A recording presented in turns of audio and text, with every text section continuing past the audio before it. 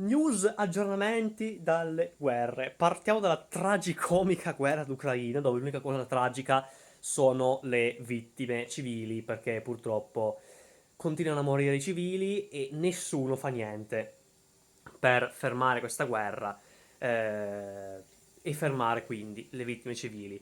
Tutto il resto è comicissimo, a partire da Zelensky che ha detto che 92 droni russi sono stati avvistati in Polonia, cioè solamente lui, cioè Zelensky che vive in Ucraina, ha avvistato 92 droni russi in Polonia, mentre la Polonia non li ha neanche avvistati.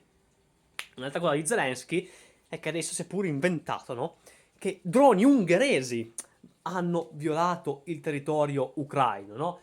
Per filmare le infrastrutture pubbliche che l'Ucraina sta usando nel sud, quindi a Odessa, quindi vicino alle zone di confine con l'Ungheria, no? Quindi non ha più usato Putin, adesso ha stato l'Ungheria. Perfetto, ha stato Orban. Orban ha stato a mandare questi droni a filmare le cose ucraine.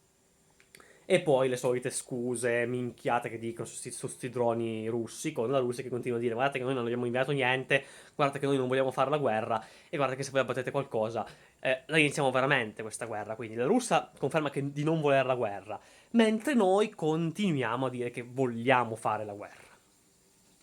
Altre cose da dirvi no, perché non ce la faccio più a ridere, basta ridere.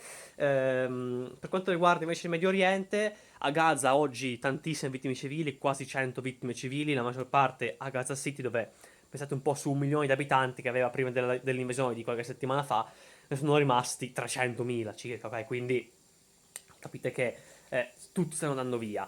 E intanto Trump propone un accordo di pace che speriamo avvenga, ma la vedo molto dura anche perché Hamas ha già detto di non aver mai ricevuto questo piano di pace che Trump ha previsto. Poi magari Hamas che si inventa tutto, io non sto qua a discutere, però magari è Hamas come magari è veramente Trump che non gliel'ha inviato, o comunque gli americani che non gli hanno inviato.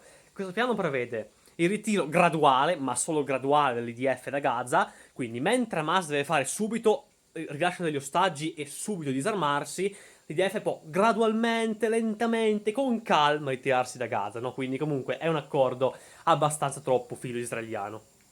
Però ha comunque proposto l'amnistia ai leader di Hamas se deporranno le armi, se lasceranno gli ostaggi e poi quando l'autorità nazionale palestinese finirà, diciamo un po' così, la sua riforma, allora potrà anche nascere, secondo Trump, uno Stato palestinese.